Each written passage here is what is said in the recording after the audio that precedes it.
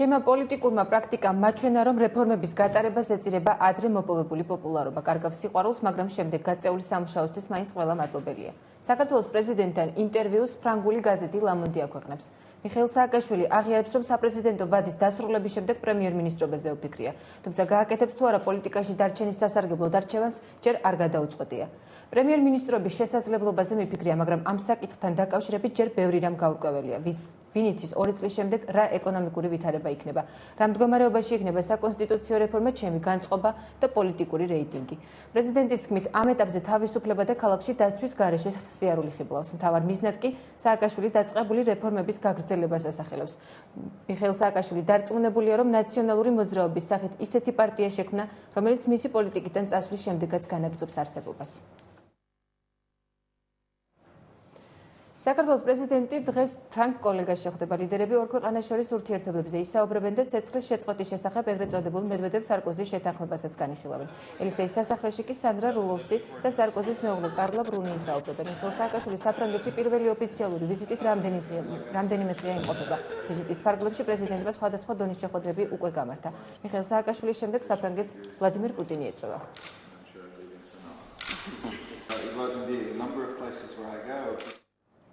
ავტოავარია მოხდა დღეს დილით აღმაშენებლის ხეივანზე დიდი დიღმის შესახვევთან. ერთმანეთს 15 ნომერი ავტობუსი და აუდის მარკის ავტომობილი შეიჯახა. მსხვერპლი არ არის დაშავებულები სხვადასხვა საავადმყოფოში უკვე გადაიყვანეს.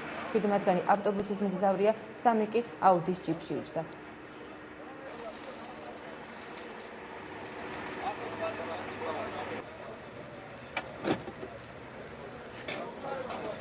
შეტყობინება შემოვიდა, ავტობუსი აქვს გადაბრუნებული, ადგილზე მოსვლისას გაირკვა, რომ ჯიპის მარკის ავტომობილი იყო დაჯახებული ავტობუსზე.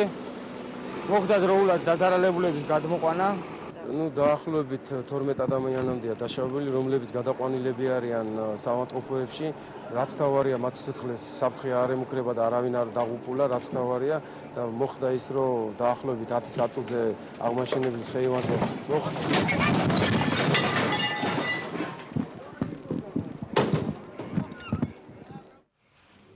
ავტოავარიის შედეგად 16 ადამიანი დაშავდა, მათგან 3 უკვე გადაიყვანეს ხუდუშაურის კლინიკაში, 7 კი მეოთხე საავადმყოფოში მკურნალობენ. ექიმების თქმით, 2 დაზარალებულის ჯანმრთელობის მდგომარეობა შედარებით მძიმეა, დანარჩენები კი თავს სტაბილურად გრძნობენ.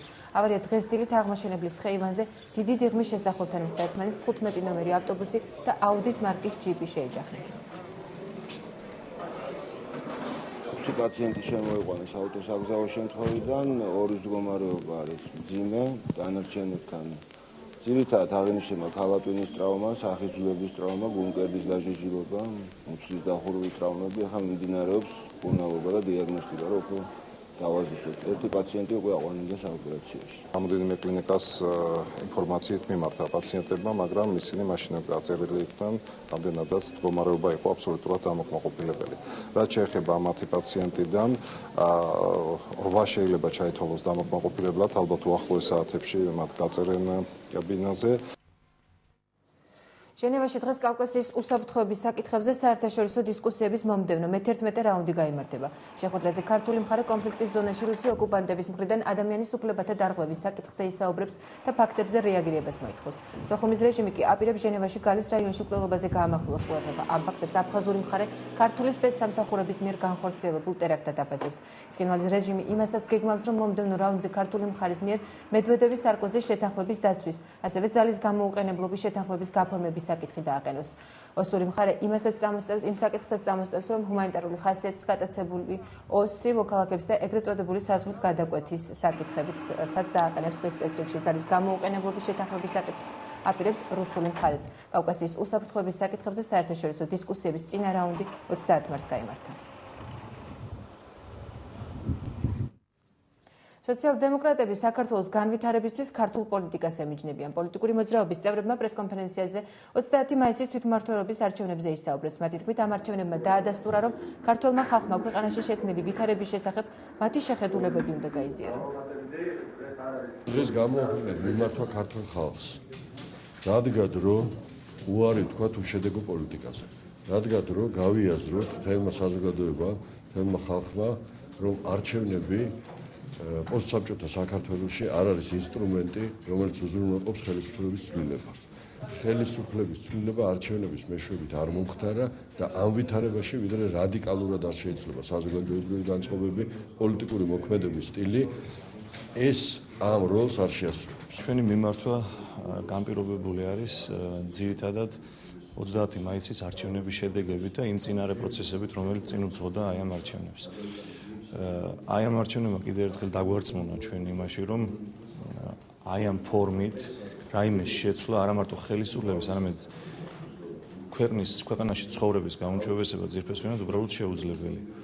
ამიტომ ჩვენ ვფიქრობთ, რომ გადასააზრებელია 20-იანი გამოცდილება, რომელიც ვთქვათ, ქართული პოლიტიკური სპექტრი ფლობს, მათ შორის ხელისუფლებას და ოპოზიციას და ძირფესვიანად შესაძლებელია პოლიტიკის შინაარსის.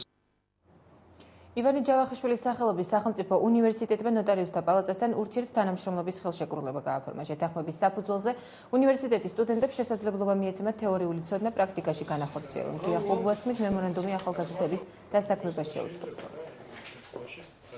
ეს თანამშრომლობა საინტერესოა ჩვენი სტუდენტების დასაქმების თვალსაზრისით, დასაქმების პერსპექტივა, რა თქმა უნდა, მით უფრო დიდია, რაც უფრო განვითარებული პრაქტიკული უნარჩვევები ექნება ჩვენ სტუდენტებს და ამ შემთხვევაში ნოტარიუსთა პალატა ჩვენ გვთავაზობს, რომ არა მარტო პრაქტიკა გაიარონ სტუდენტებმა, არამედ სწორედ პრაქტიკა გაიარონ მომავალი დასაქმების თვალსაზრისით, ასევე მნიშვნელოვანია ჩვენი სასწავლო პროგრამების სრულყოფის თვალსაზრისითაც ჩვენ გავითვალისწინებთ პრაქტიკის მოთხოვნებს. ამ მემორანდუმის პირობების თანახმად და შემდგომი ურთიერთთანამშრომლობის თანახმად ნოტარიუსთა პალატა გამოთქვამს მზადყოფნას დაეხმაროს თბილისის სახელმწიფო უნივერსიტეტის სტუდენტებს ხარისხიანი იურიდიული განათლების მიღებაში, რაც გულისხმობს იმას, რომ ნოტარიუსთა პალატა მოაწყობს სისტემატურ შეხვედრებს, სემინარებს სტუდენტებთან, მათთვის საინტერესო და მნიშვნელოვან საკითხებთან დაკავშირებით, ის რაც ნოტარიატის სფეროს შეეხება.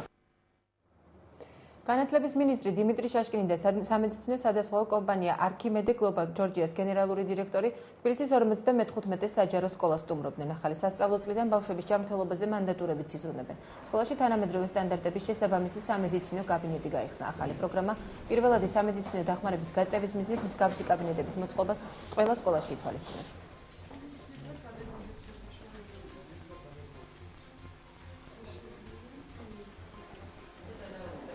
სკოლაში სადაზღვევო კომპანიებმა გახსნეს საპილოტო სამედიცინო კაბინეტები, სადაც მთლიანად სადაზღვევო კომპანიებმა თავის თავზე აიღეს წამლების მიწოდება, მასწავლებლების ხელფასი და ასე შემდეგ. და ეს ძალიან მნიშვნელოვანი პროექტია, რადგან ყველა ჩვენ მოსწავლეს ექნება შესაძლებლობა რომ მიიღონ კვალიფიციური სამედიცინო დახმარება. ეს არის კიდევ ერთი კომპონენტი უსაფრთხო სკოლის, რადგან როდესაც მშობელი ბავშვს უშვებს სკოლაში, მას უნდა ჰქონდეს აბსოლუტური გარანტია იმის, რომ ის იქნება უსაფრთხო გარემოცვაში და მის ჯანმრთელობას ან უსაფრთხოებას არაფერი არ აქვს. ჩვენ გამოვხატეთ ინიციატივა, რომ დავდგომოთ განათლების სამინისტროს გვერდში, იმ მარტივი მიზეზის გამო, რომ ძალიან მნიშვნელოვანია ბავშვები, რომლებიც დადიან სკოლაში და ამ სკოლაში სწავლობს 1700-მდე მოსწავლე, კონდეთ სრულფასოვანი პირველადი ჯანდაცვის აღმოჩენის საშუალება.